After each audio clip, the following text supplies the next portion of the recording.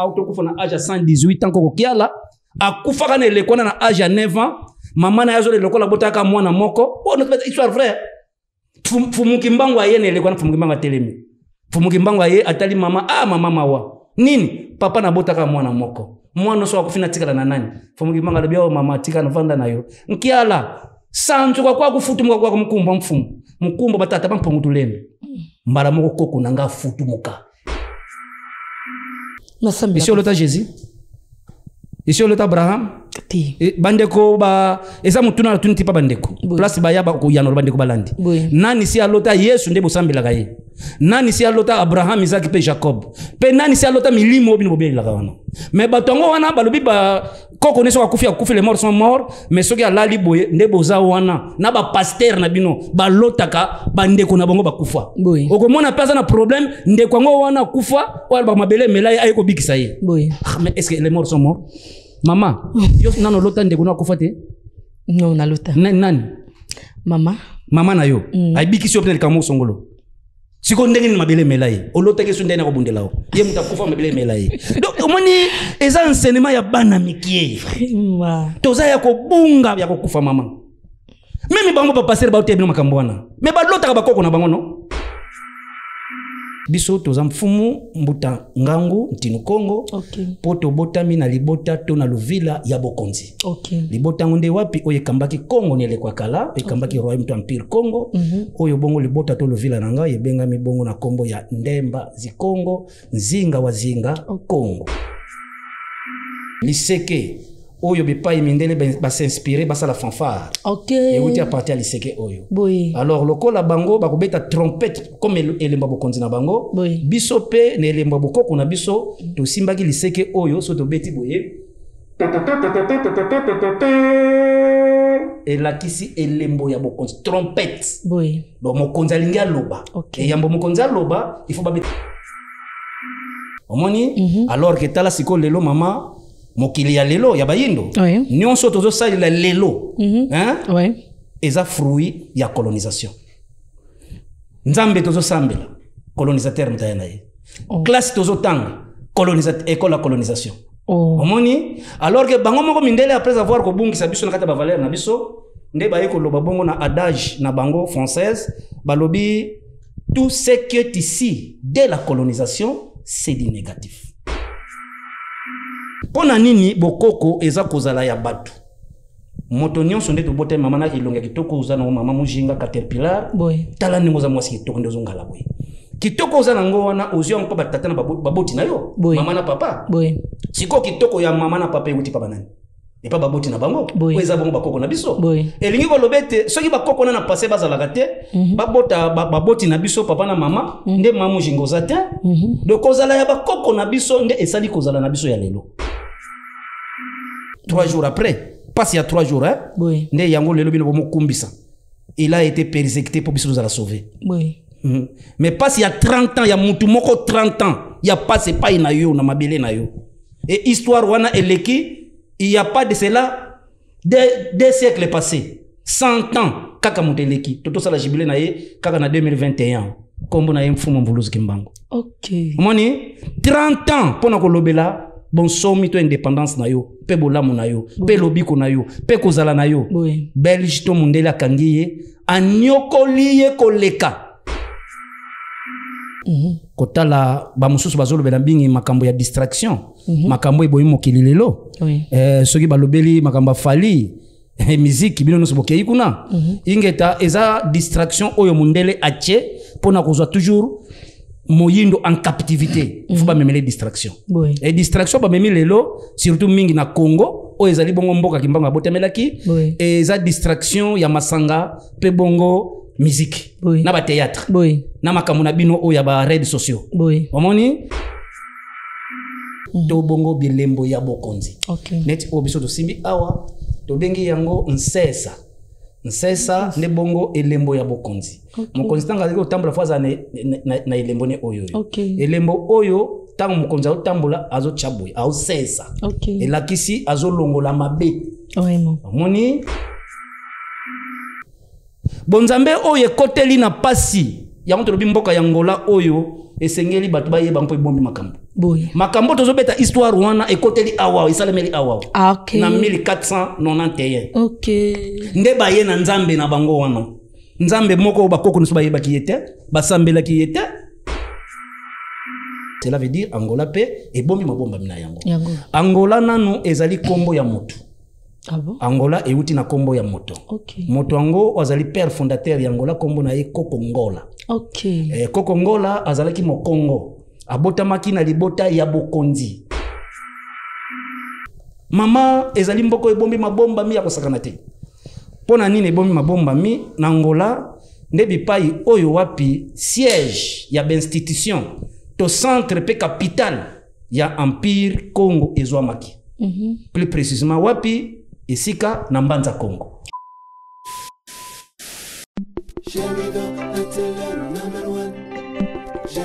C'est la différence qui monte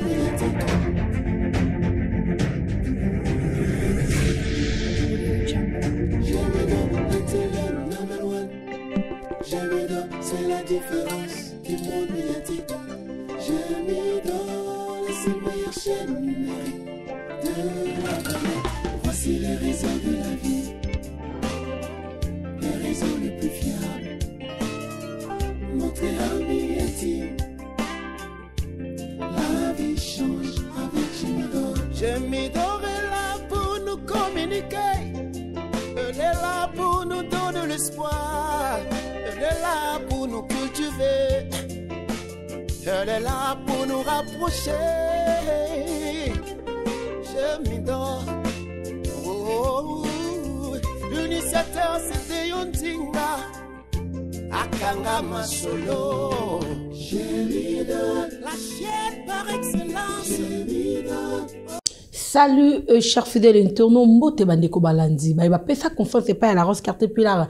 Les builders de la presse est toujours dans l'émission de Nouveau Mingi, na Komboya, les œuvres. En tout cas, n'hésitez pas de vous abonner sur notre chaîne Jemidor TV, chaîne d'Aka Moko, ou Epesaka, ma bomba, metope, ma solo, Yakitoko. Merci directement à mon boss, Deondinga, on dirait que Suisse, papa ya ban belé, joyeux anniversaire à toi, mon boss, Mbota Maïla, moi, toi, Babota Marakaka, toujours.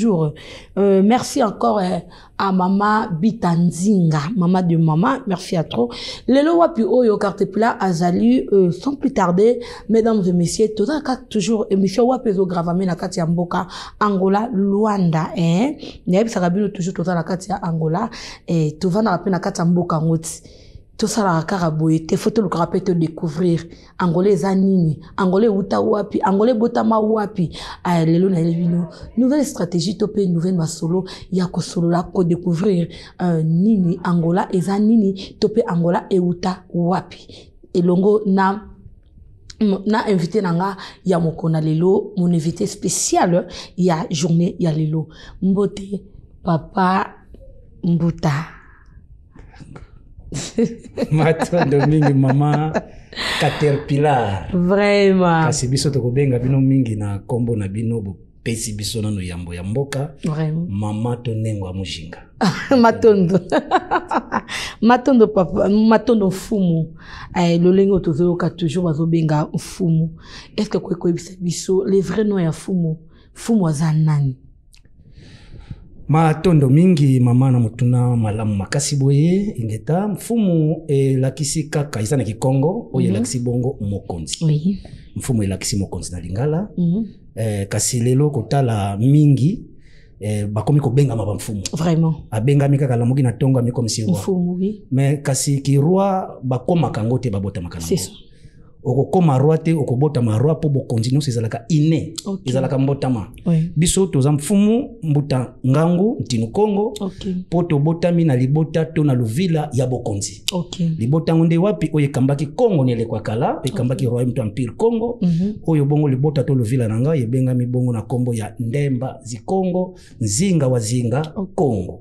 Alors nde libota wana yango nde yaki libota de famille royale. Vraiment. Alors kono naza ici ya famille royale. Yango nazali successeur ya barwa. Et yango kokola na ngai tango to kokisi âge ya 42 ans nde bayi ko pesa biso bilembo ya bokonzi. Ok, merci Mfumu.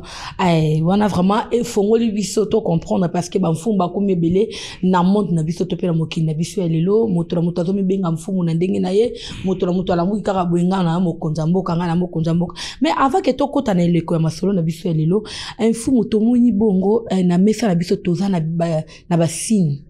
Tozali kuna tomoni kuna kichaka tomoni kote oyo liseke tomoni kote oyo mbonda tomoni lisusu kani ezali wana. Est-ce que Mfumu avant que to kota vraiment na etuluko to pe loko likambo nini e biso lisolo na biso elelo okoki ko expliquer biso na batu o bazolanda biso ba utilité ya babiloko pourquoi ka ba Mfumu botambola na biloko o utilité nango vraiment ezalaka nini? Matondo mingi mama Caterpillar pe bandeko balandi tolika yete kotala oyo yo bengi yango déjà bilembo. Oui. Oyo tomoni awa ezaka ka ba symbole to benga na lopoto to bongo bilembo ya bokonzi. Net obiso to simbi awa to bengi yango nsesa ne bongo elembo ya bokonzi. Mokonzi tanga ziko tambula faza na elembo ne oyo. Elembo oyo tango mokonzi otambola azo chaboy au sesa. Elakisi azo longola mabe. Vraiment. Moni azo longola mabe azo yingisa poli. Vraiment. Po mokonzi aza moto oyo ayaka na solution na kozala ya batu. Ozo kamba batu zo kamba banyamate. Ozo kamba batu na bikelamu. Alors esengeli mokonzi ozala na bokonzi. Ne bongolo mbonda ezali elembo oyo bakoko na biso basalelaki tango nyonso toza na fête il faut mbonda beta po esepilisa mabota. Donc musique euta na mbonda et mutasala mbonda neti biso na Congo apo nyonso euta na Congo mutasala ngokombo na ye Mfumu ngoma. Ne ngoma nde ye mutu akelaki mbonda. Ye pende base ya musique vraiment oyo tomoni awa liseke ezali bongo mbambi to bengi yango liseke oyo bepai mindele ba s'inspirer basa la fanfare. Et outi a partir à liseke oyo. Alors lokola bango ba kobeta trompette comme elemba bokonzi na bango. Biso pe ne elemba bokoko na biso to simbaki liseke oyo so to beti boye. Et la kisi elembo ya bokonzi trompette. Donc mokonzi alinga loba. Et yambo mokonzi loba il faut ba beta trompette. Matondo mingi tsaka ezaka kantanzi pona kobela bombo kosani sinape kobela la milimo ya bakoko esengeliza bobeta ntanzi tsaka po ete bokumbisa milimo wana botelimisa yango kana ezaka ka elembo ya bokonzi. Donc to bengi yango kawa lolendo to kani na minoko bapaya eza elembo ya bokonzi. Matondo mingi Mfumu donc na lolenge wana wapi bandeko bazali na bandako ba comprendre to pe ba sosoli vraiment utilité ya moko na moko eloko ne moko na moko ezali na biso na kati ya mesa na lolenge bongo Mfumu mokonzi to pe mokonzi ya mboka lolenge kaka balobaka na mboka nyonso tu bato batambolaka ezalaka toujours na bakolo nango eza pe toujours na bato ya mayele oyo bakambaka mboka yango esengaki ete biso oyo baiki ya télévision esengaki ete toya liboso to pe devant bakolo to pe bakonzi oyo bakambaka mboka ya Angola ya solo basosolisa biso Angola tope mabomba mingi e bomba mi na kati ya mboka vraiment ya Angola. Matondo mingi mopanzi sango na mutuna monene pe ya kitoko makasi kotala ete bino bozali bapanzi sango ya ileko oyoyo. Matondo mingi na yo parce que ezambala liboso to yamba bapanzi sango kasi mbala yambo mama eza fraternité na yamba mopanzi sango elenge lokola bino mama Caterpillar mama Mujinga boya kotuna biso mituna ya bakasi ya koyeba mboka tovandi ebombi mabomba nini ingeta tokoliki ete mboka na mboka bombi to esimbi mabomba imoko songolo et soki mboka na mboka ikobomba mabomba imoko songolo cela veut dire Angola pe ebombi mabomba mina yango Angola nanu ezali kombo ya moto. Angola euti na kombo ya moto. Moto ango azali père fondateur ya Angola kombo na ye Koko Ngola. Koko Ngola azalaki mokongo abotamaki na libota ya bokonzi ya baroi azalaki descendant ya baroi nde Koko wana alaki mokongo avandeki ana Luanda plus précisément na Mayanga nde bango wana batu basalaki mboka oyo donc bango nde pai na bango nde kombo oyo ya Angola ebotami Angola parce que portugais lokola baki Congo te a déformaki Ngola Pour le Bangola, donc Ngola comme bagre, Ngolo. Donc Congo na commune zaki Ngola na Congo. Oui, la bongo Ngolo. Alors, le la Portugal il baki bongo ki Congo na bisote, nde olia lo Bangola ya lobi Angola. OK. Nde pa ikombo ya Angola euti. Angola oyo ebombi mabomba mi ya kosakana te mama mujinga to mama Caterpillar. Poete Angola oyo lelo tozali komona ezali fruit ya conférence de Berlin. Oyo le kaki bongo na 1885 na Allemagne. Bipa bakabola ki empire Congo. Omoni ndetang bakaboli biso na bakaboli empire boti ba pays otozomona lelo Congo démocratique, Angola, Congo Brazzaville, Gabon, nyonso oyo na kalezalaki mboka moko. Bayeko kabolango na conférence de Berlin. OK. Na 1885 na Allemagne na Berlin. Alors ne bongo Angola et comment qui bien privé ba portugais. Ndenge moko Congo wana et comment qui Congo belge, bien privé ba belge. Do ba kabola ki biso o ngambo kuna comme Congo français. Alors Angola oyo mama ezali mboko ebombi mabomba mi ya kosakana te. Pona nini ebombi mabomba mi na Angola ndebi pai oyo wapi siège ya institution to centre pe capital ya empire Congo ezwamaki. Plus précisément wapi esika na Mbanza Congo. Le Mbanza Congo o ezalelo ekutami na ngambo ya Angola ndebi pai o ezalaki siège ya institution to capital ya empire to royaume Congo. Angola pai tovandi mama mujinga ezali bi pai o surtout na mboko tovandi na Luanda pe Mbanza Congo, Wige, Malange ezabi pai ba roi l'empereur pe ba roi ba konzi o ba kambaki empire o ba vandaki. Ndeto zangana yu mama mujinga tovandi likolo ya banzoto ya ba roi. Likolo ya banzoto ya ba konzi. Bibembe na bango eza na mboko tovandi. Mais pasi bato yango babotami na mboka ngo bakoli na mboka ngo mais bayebi mboka bavandi tina mabomba mina yango. Omoni alors lokola nini télévision za lingonga o ezapena li solo moko il faut ezwa penza émission moko vraiment to ko bana Angola na ko détailler yango e bombi mabomba mi ya kosakana te vraiment lelo poto lo bakaka pasi o tozomona lelo na l'opposition moyindo race noire to na souffrance oui eza le seul race ils ont souffrir na monde parmi tous les races pasi eza na ngome ya biso elikinde bongo te alors pasi yango e botamela awa. Ah bon? Parce qu'il affecté race noire en général. Et botami Angola mamuji. Ah bon? Oui, maman Caterpillar. Et botami awa. Provenance na monde yango awa. Donc Angola ndebi pai missionnaire to colonisateur à côté laki. Pe avandaki. OK. Omoni? Vraiment. Siko colonisateur azali nani? Ah voilà. Nani nde colonisateur? Nani nde colonisateur oya iko coloniser to pe konyokola race moyindo. Colonisateur yambo azali nanu ayaka na 2 missions. Azaka kaye moko colonisateur paye moko kaka akoya suspo azwabino na esclavagisme. OK. Osomona do ayeko esclavagiser bino. Ayeko coloniser bino en même temps ayepe ko esclavagiser bino. Alors colonisation to colonisateur azali nani? Pe colonisation ilaksi nini? Colonisation ilaksi kaka moniokoli. Colonisateur azali moniokoli. Mutu ayeko konza, mutu ayeko nyokola, kozwa batu moko boyena bo umbu. Ndeye wana colonisateur. Omoni? Alors que tala siko lelo mama mokili ya lelo ya bayindo. Nyonso tozo salila lelo. Hein? Eza fruit ya colonisation. Nzambe tozo sambela colonisateur mtayana ye. Classe tozo tanga colonisateur école la colonisation. Omoni? Alors que bango moko mindele après avoir ko bungisa biso na kata ba valeur na biso nde bayeko loba bongo na adage na bango française balobi tout ce qui est ici dès la colonisation c'est du négatif. Tout ce qui est ici dès la colonisation c'est du négatif. Omoni? Alors que ce qu'on biso to ba produit ya colonisation. Et les autres en plein néocolonialisme. Afrique eza na étape ya néocolonialisme. Vraiment. Donc toujours subir colonisation plus que colonisation.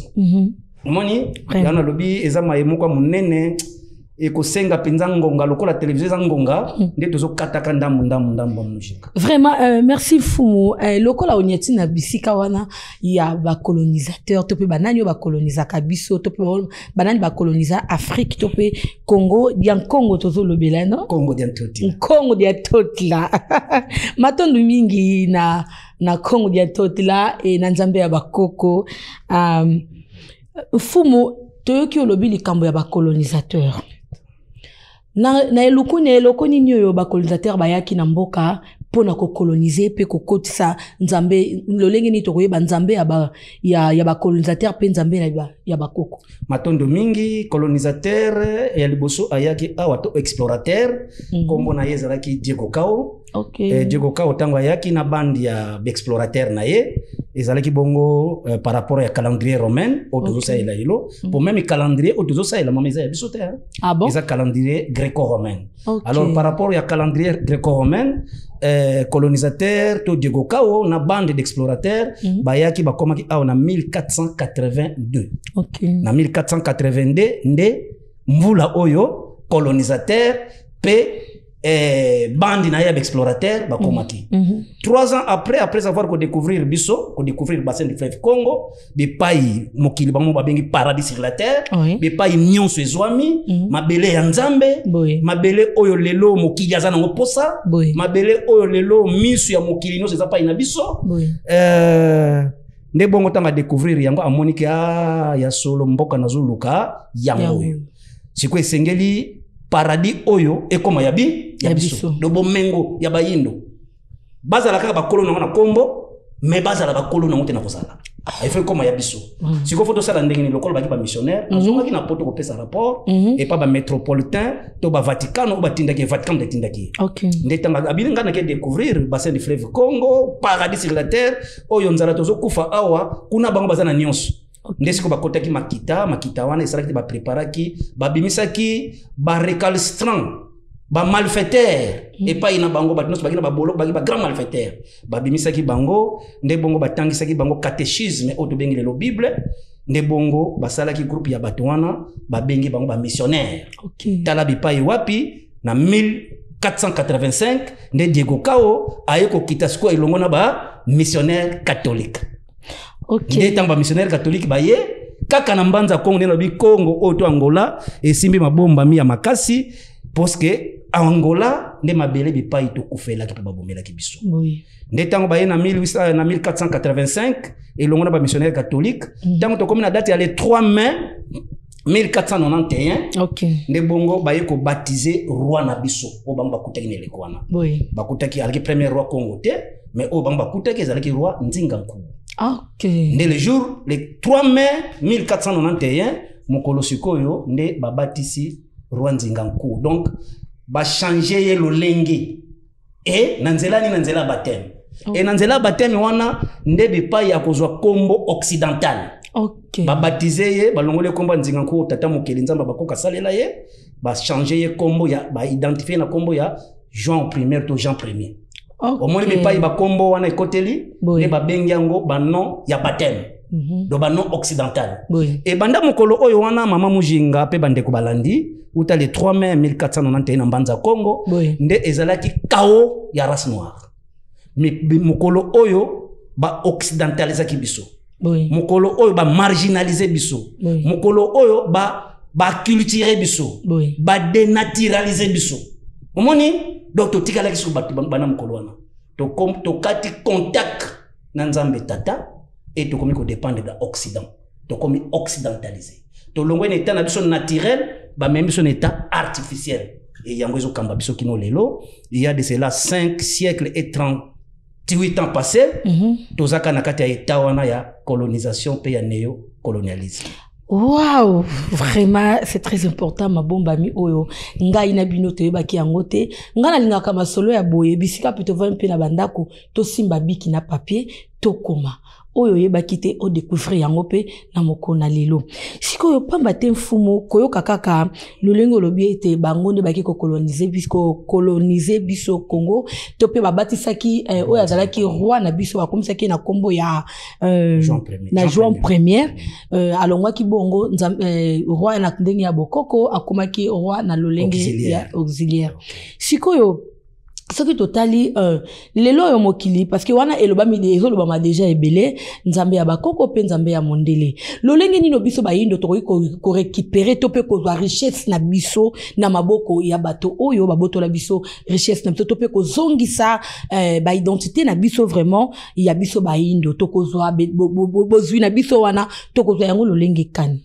matondo mingi mama mujinga mupanzi sango Caterpillar mama ya kilo esengo na ngai ntinu Kongo kozala susu bongo liboso ya Caterpillar ingeta bobengami Caterpillar omoni oza mujinga vraiment za kombo luba vraiment kombo identité bombi mabomba mi mama vraiment moto aza kati na kombo pe aza représenter kati na kombo c'est ça omoni vraiment yango moni tango mundele ayende to détailler awa loka liboso asalaki eza il faut a changer biso identité. Oui. Alors identité on va changer biso na nini na nzela ya baptême. Donc c'est le jour où roi azalaki baptisé na kombo Jean Ier, c'est le jour où ba yeli biso milimo na bango ya Occident et kamba biso. C'est ça. Alors bandale lo mama yebaka tina kombo na yo mujinga aza mutu munene na balube aza n'importe quel molimo te.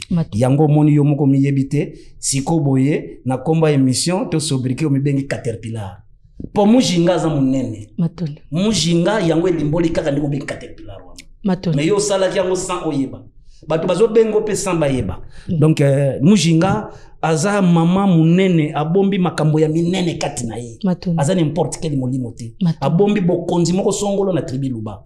Omoni tika utokutani na biso boye nzamba bakoko na biso penza pe bakoko pe kombo na mujinga izo esika kati na yo esala musala nango emonisa munene na kati na mukili matondo toyebi ete bozi bénédiction na biso matondo mingi bolobi nzambe ya bakoko mama mujinga nzambe ya bakoko omoni to sekaki mwa mukie pona nini po ete bato lelo bayindo soki bayoki bokoko babengi yango bondoki oui bongo te bongo soki bayoki kaka bokoko bango bamoni yango bondoki boye mais bokoko eza bondoki te bokoko eza kozala ya batu soki to bengi yango na lingala bokoko bobengi bondoki na kikongo kinkulu bobengi yango bondoki mais to loba sikoto zo bokoko to limbola ngo na français bokoko na français lobini tradition to culture. Bon, vous comprenez? Est-ce que bango kuna culture na définition ba bengi yango bondoki ba bengi yango sorcellerie ba lobi culture pa na bango kozala ya mutu po mutu aza représenter kat na culture na ye alors biso tala omona na ba intellectuel soi-disant mais azo benga bokoko bondoki or que bokoko ne culture na yo kozala na yo kiyo pona nini bokoko eza kozala ya batu moto nyonso nde tobote mama na ilonga kitoko uza na mama mujinga Caterpillar tala ningo za mwasi kitoko ndezo ngala boy kitoko uza nango wana ozio nko batata na baboti na yo mama na papa siko kitoko ya mama na papa yuti papa nani et pas baboti na bango kweza bongo bakoko na biso elingi kolobete soki bakoko na passé bazala te babota baboti na biso papa na mama nde mama mujinga uzate de kozala ya bakoko na biso nde esali kozala na biso ya lelo elakisi moto nyonso autaka na bakoko pe moto nyonso abimeli na bokoko sans bokoko pe bakoko tolingaki tozala te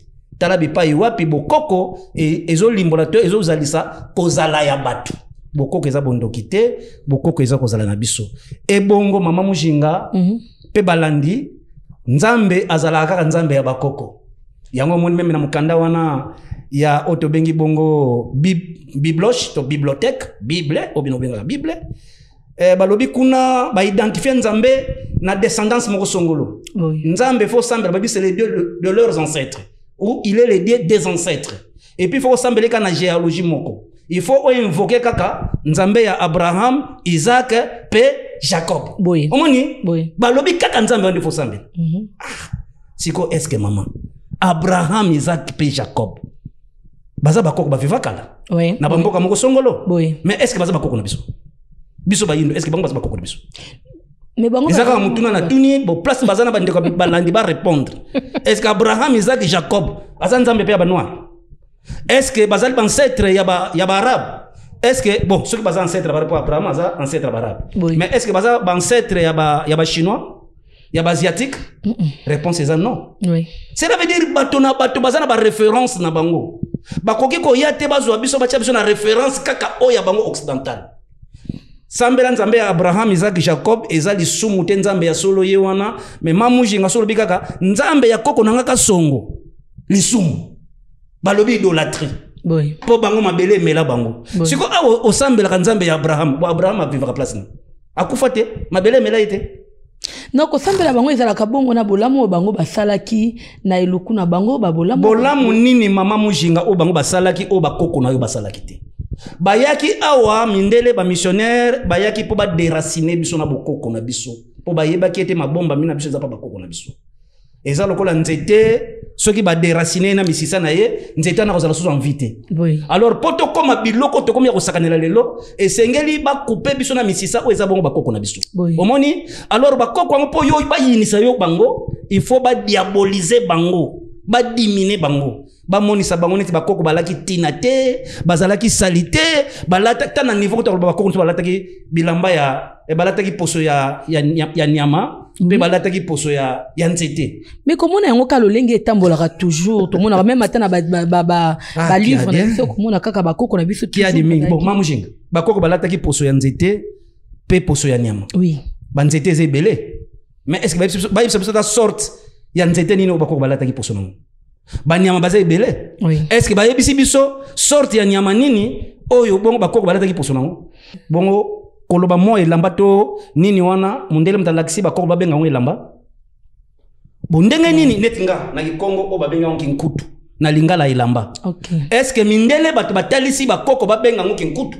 na Kongo bondenge nini eloko moko eza na kombo na minoko na biso o minoko mindele te balakisi biso ngo bakutaki biso na minoko na biso to botami na yango mais ndenge nini biye moko eza na bakombo nango na minoko na biso e bakoko na biso ezalaki na kombo mibasalelaki yango te pe bayebaki yango te est-ce que bozo sosola na balandi mituna nazo tuna cela veut dire balobi kinkutu to elamba bakoko bayebaki basalelaki yango mundele ye moko alobi elamba otolati euti na coton e coton ezalaki na Congo pe na Afrique siko ndenge nini bakolo balaki na eloko o eboti elamba tissage euti na coton moni e coton ngo ezaka na Afrique pa na bango tezalaka te siko ndenge ni bakolo coton bayebaki elamba te c'est grave kasi singa ika bango nde ba mindele baya kolakisa utilité ya babiloko mundele un colonisateur na ebisaki yo déjà awa colonisation to colonisateur balobi tout ce qui est ici de la colonie hein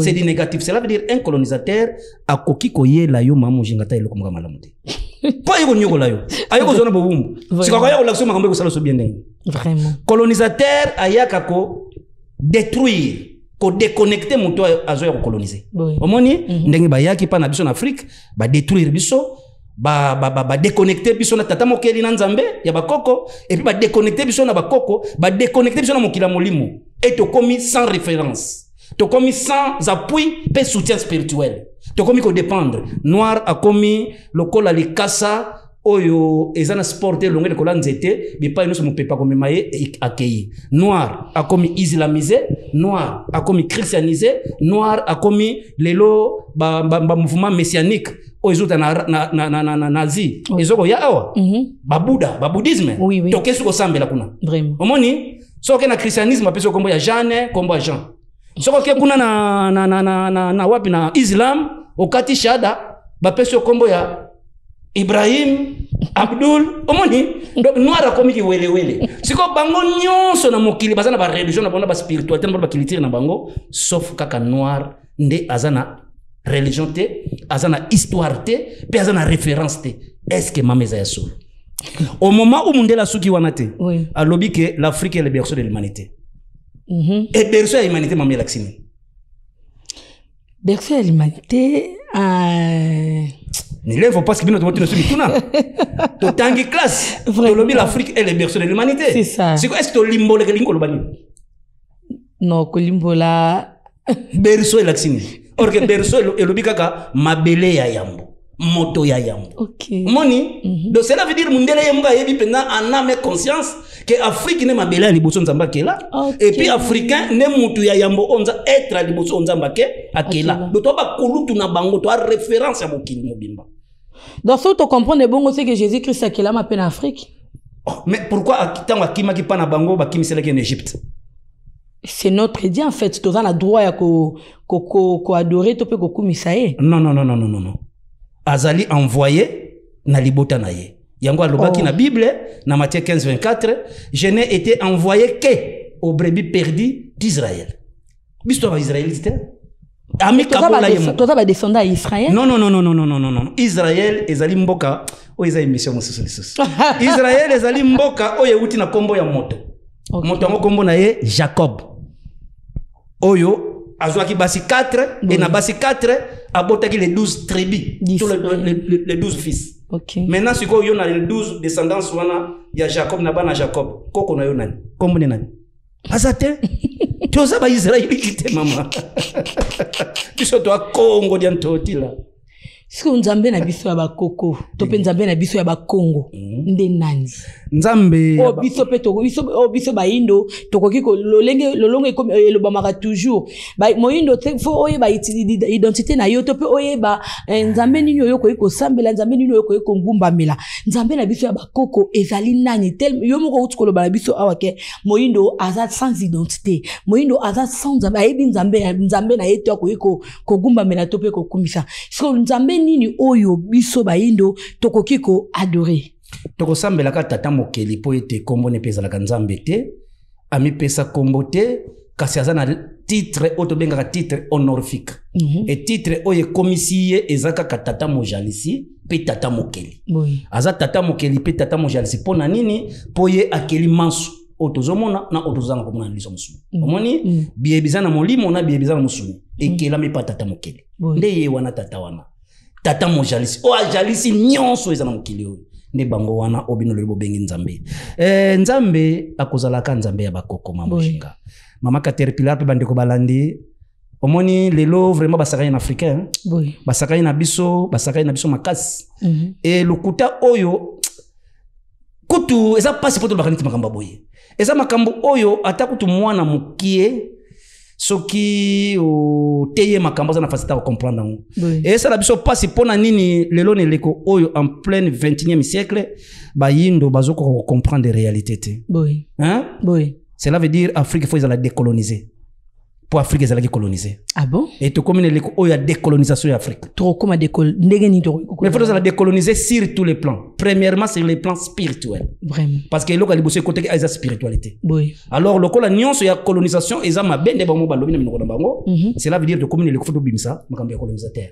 Ko bimisa nzambe na bango église catholique faut bima na o nazolo ba roi Congo. Donc nzambe wana ko bima na mabele kombo na Yesu ko bima. Ah bon? Mama bozo sambela Yesu ayaki ko ya. Et Yesu ngo po kota a na Bible wana babomaki koko na yo mama Mujinga. Ah bon? Ba koko na yo bakufa. Lolenge ka. Po kombo wana zo kumbisa ezala. Pasi kaka parce que to bosani histoire na biso. Moyindo aza déconnecté na histoire na ye. Ayebi susu bipa ya komi autité. Alors ba français balobi c'est lui qui ne sait d'où il vient. Il ne saura d'où il va. Moto a yebite bipa ya uti, akoyebe bipa ya komite, pa akoyebe bipa ya zokende te. Siko yo lelo oyebi susu bipa yo utate. Oyebi su mayemalekati na kozala na yo. Omoni place pasi ezali. Bonzambe oye koteli na pasi. Ya moto lobi mboka ya Angola oyo esengeli batu ba yeba mpo bombi makambo. Makambo tozobeta histoire wana ekoteli awa, isalemeli awa. Na 1491. OK. Nde ba ye na nzambe na bango wana. Nzambe moko bakoko nusu bayebaki yete basambelaki yete bakombo wana milimo wana bomo bobela lelo bakoko bayebaki yango te bakoko bayebaki nzambe za naturel nzamba za mototo molimo o bayela ngo motote nzamba ko kozala importé te mama Mujinga pe bandeko balandi nzambe aza naturel babota makana ye bon nzambe babota makana ngo bakoyela ngo motote mais ndenge nini biso lelo bon nzambe pe nzambe tozo sambela eza importé. Et puis nzamba ngo po akota pe bonzambe yango babomeli yango bakoko na biso. Ah bon? Ah voilà. Bible wana mama et yaki ezalaki na gauche, munduki ezalaki na droite. Ah, ce que boyko ça derrière na combat Jésus Christ. On te bat. Les lois on dit mais Yesu mon continent mon bix. Ba on dit mais ça na binza. Mais parce que yenda kufa ki ne kulusto mona ya kufa ne kulusto pona biso pona masumu na biso. Makila na Yesu pana ki pote biso. Mama mujinga pe bande ko balandeza passion mo na kati mo mutuna na milemfo penza mama. Au moins na che wa passe na motema. Les lois moyindo akikumisa passe il y a 3 jours. Jésus Christ est 3 jours sur la croix. Et c'est m'a crucifié. 3 jours après, passe il y a 3 jours, hein? Oui. Il a été persécuté pour nous sauver. Oui. Mais passe il y a 30 ans, il y a Moutoumoko 30 ans, il y a pas c'est pas inayo na mabele na yo. Et histoire wana eleki, il y a pas de cela des siècles passés. 100 ans kaka muteleki. Toto sala jubilé na ye kaka na 2021. Kombo na ye mfumo mvuluzi kimbango. OK. Moni 30 ans pona ko lobela. Bon somi to indépendance na yo pe bolamu na yo pe lobiko na yo pe kozala na yo Belge to mundela kangiye anyokoliye koleka e sima ko nyokola ye moko mundele ba Belge ba catholique sango moko bukombo na ye sango abe Vincent auto sala livre moko lobi na kata livre wana Kimbangu est l'homme le plus souffrant du monde. Parmi tous les survivants il y a personne qui a souffert comme Kimbangu. Oui. Donc, il a détaillé Sango, il a souffert plus que Jésus-Christ, il a souffert plus que Mahomet, il a souffert plus que Bouddha. Atangi ba envoyer nyonso. Ah bon? Moni atangi ba tinda mi nyonso. Et alobi nakata ba tinda mi wana nyonso. Ezana moto a souffrate koleka fumu mvuluzi Kimbangu. Mais moyindo ayebite que passe il y a 30 ans. Il y a servitude pénale, il y a 30 ans ya minyoko, il y a passe ya mfumu mvuluzi Kimbangu. Tina ye ko café na ye fimbo 300 fouet. Kolia na ye midi dîner fimbo 300 fouet. Ko souper na ye na pokwa kolia na ye pokwa fimbo 300 fouet. 900 fouet par jour. Oui.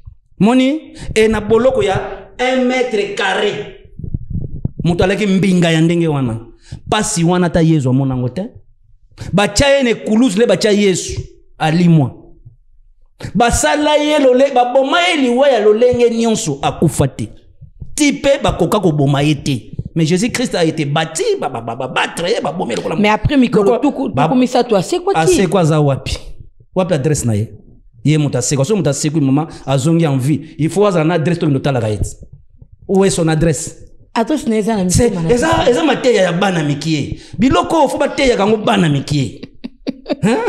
Mama oseke amoni makambo eza makambo fa terre ngo bana mikie vraiment amoni eza makambo bana mikie fa terre ngo bana mikie biso ko tozana bato mfumo Kimbangu asekwisa ngakoko nanga moko épreuve auto ko fona âge 118 ans koko kiala akufa kana elekona na âge 9 ans mama na yazo le lokola botaka mwana moko oh notre histoire vraie mfumo Kimbangu ayene elekona mfumo Kimbangu atelemi mfumo Kimbangu aye atali mama mama mawa nini papa na botaka mwana moko mwana so akufina tikala na nani mfumo Kimbangu alobia mama tika na vanda nayo nkiala sanzo kwa kufutu kwa mkumba mkumba batata bampungu tulembe mbala moko koko nanga futu muka e koko nanga wana auto kufa na 2021 tango sala jibila mfumo Kimbangu nde mubuko ko wana kufi akufi na âge à 118 ans d'âge.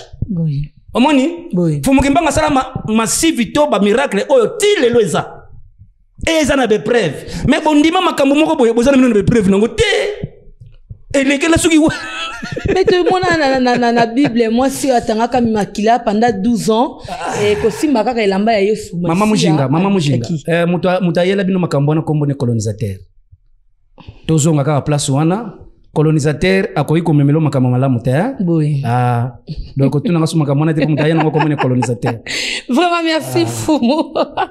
Donc tu as vu que tu as bien vraiment na posa parce que deuxième partie pe koya Fumu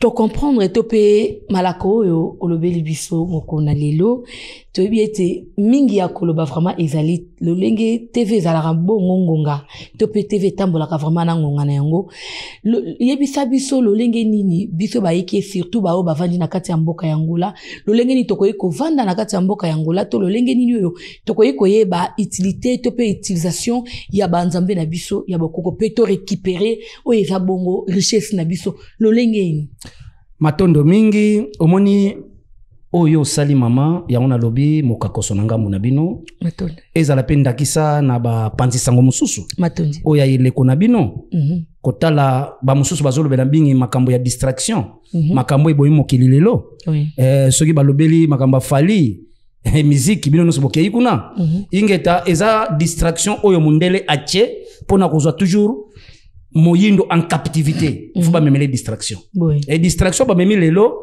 surtout mingi na Congo o ezali bongo mboka kimbanga botemelaki eza distraction ya masanga pe bongo musique na ba théâtre na makambo na bino o ya ba réseaux sociaux omoni yango so tele mokili mobimba na kati ya réseaux sociaux eza na bato basa la réseaux sociaux na bozoba te lokola congolais réseaux sociaux orkeza oyo babengango monde planétaire bipai mokili komeli mokuse mais dans les biens mais biso ba congolais toujours exploitant dans les ki congolité na ndenga mabe et comme bipai bato bazo ko rendre ba compte bipai ko ya ko fingana ko tongana nyonso wana eza makita ya mundele congolais nanu ye moko congolais mi yebita zanani tokolobela suma makambo yo eza penza émission mobimba vraiment o tokolobela congolais za nani omoni donc nzamba bakoko mama nzamba bakoko ndeka ubengi wana belela ka uta lelo nzamba bakoko nayo o bakoko bino na kiluba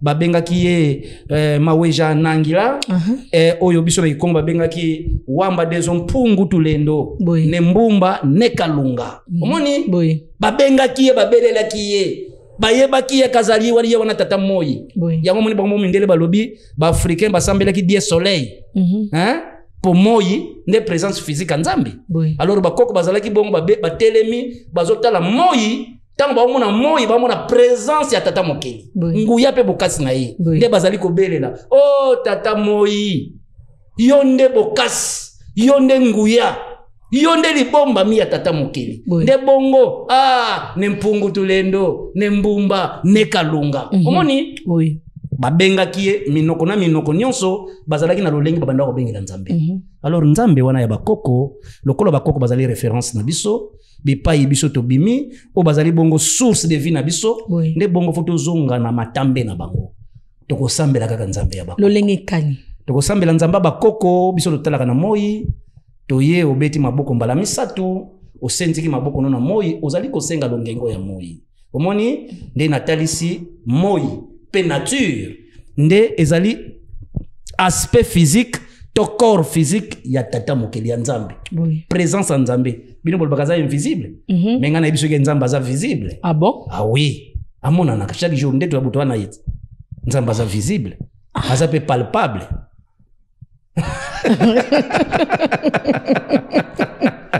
Ufumo Batondo mingi eko sala be mise belé tokolobela mambe belé nzambe aza physique aza palpable amona na kape boye azala kape na biso asolola kape na biso asaila ka biso nyonso to na posa ezaka kande misu na biso ezo monate pe mato yezo yokate to tikala susu bat to déconnecter vraiment fumu to lingi vraiment to chité motuna moko par rapport au kara ya bakoko na biso totala kabongo topé malako balakisa biso était surtout na ba biblia kotala était laisser les morts enterrer leurs morts mais koyo kabongo fumu azo insister biso foko luka bongo bakoko na biso topé kozana na communication na bakoko topé bakoko oyo ici batika biso tobé te soki moto akufi topé motesi awe ye akei na mboka ya bawe ngape ona tikali na mokili ya mokilio ya bomoi na kosala vie nanga lolenge na ngai parce que komanga na koyo kota ngai moto na bomoi na kota na communication topé na liaison na moto ya kufa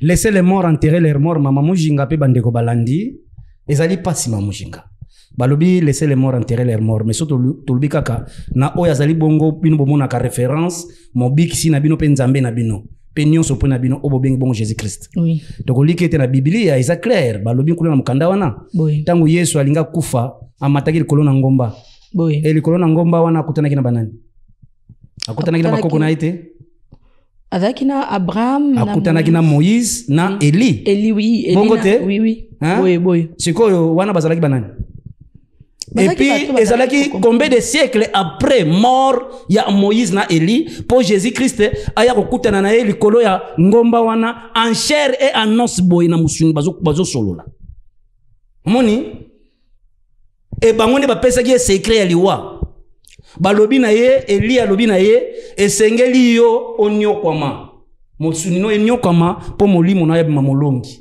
ya alobi mena onyokama eza pasi na nzoto na kokokate talaka ya mloki maliwa po alaki alemba mingi akine na nguyata omoni alobi na ko souffrir trop mokonza bite esengeli onyokama na nzoto po molimo ne mamolongi yo esengeli ma rançon omoni alors po molimo ne longa esengeli nzoto enyokama ndima okufa po biksa peuple na yo do race na ye omoyango ayelaki ozomona alors esalaki ke Jésus a tout mis mais ndenge ni ko salamela nde Eli asiré na preuve wana biso Eli na Moïse to kozala na elongo yango so moni pasi wana preuve wana koki belela kombo yanga Eli molimo nanga ekoya kosunga yo yango moni sur la croix abelelaki Eli lama sabatani mais oyo basali na bino lokuta ba passe temps pe ba profiter ba ekoloba ete Eli nde kombo ya Nzambe wapi bipai na Bible Nzambe kombo neza Eli mais Eli yango akutanaki na Jésus na ngombe eza pe na Bible yango ayebisi eke na kozala na yo pe kuna so moni passe leki mingi belela molimo na ngai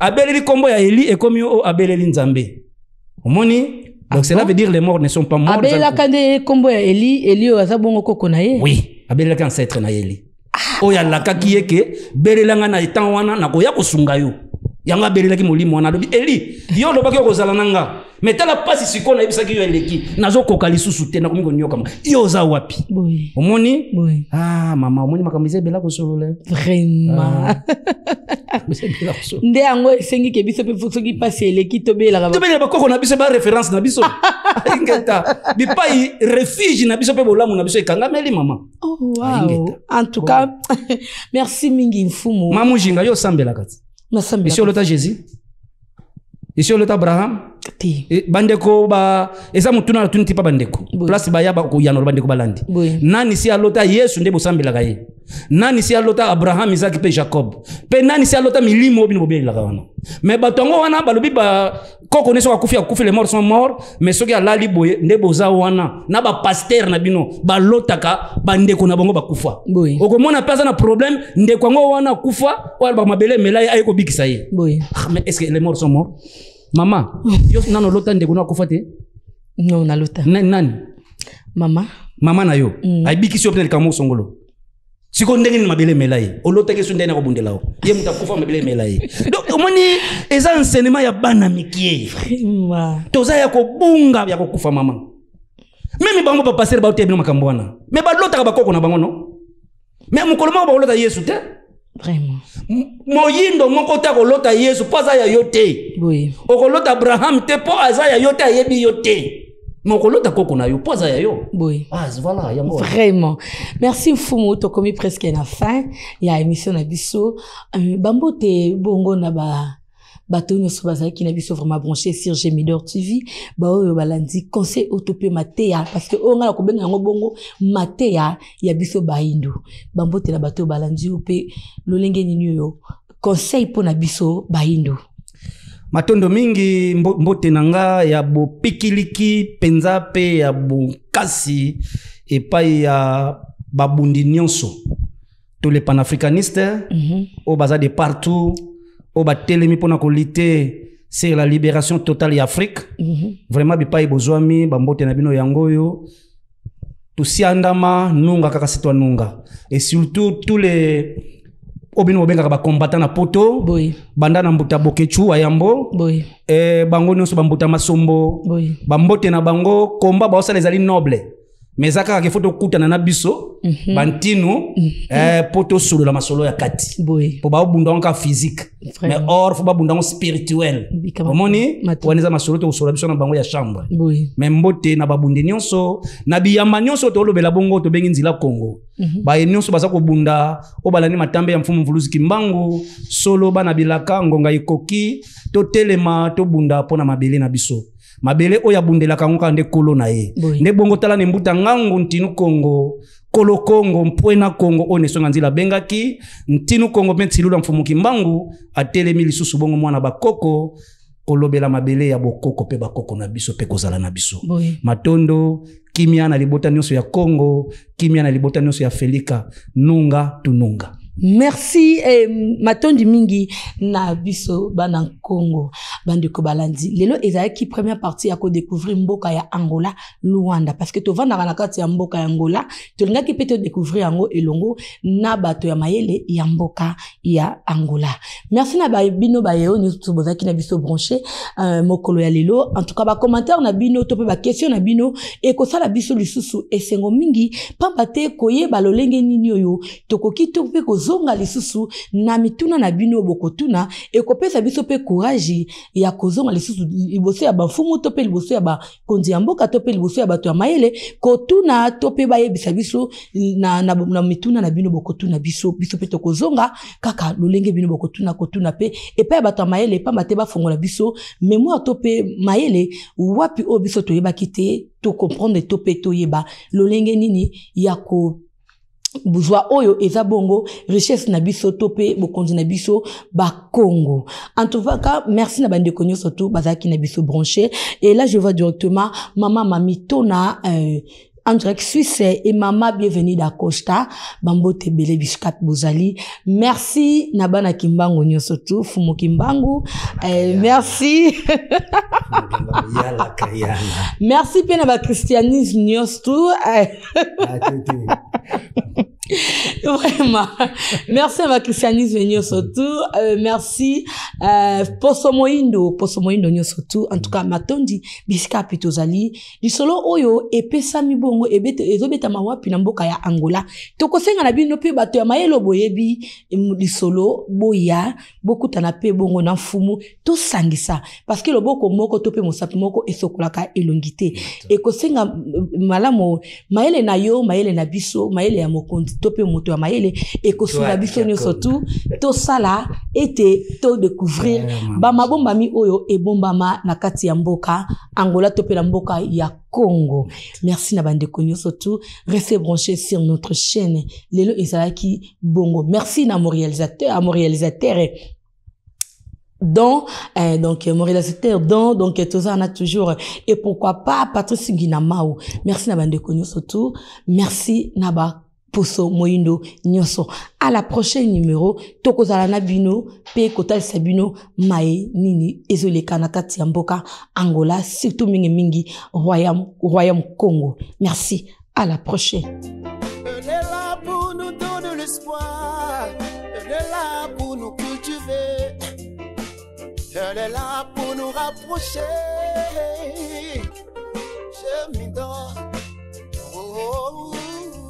L'initiateur c'était Yontinga Akanga Masolo. Chérie de la chienne par excellence.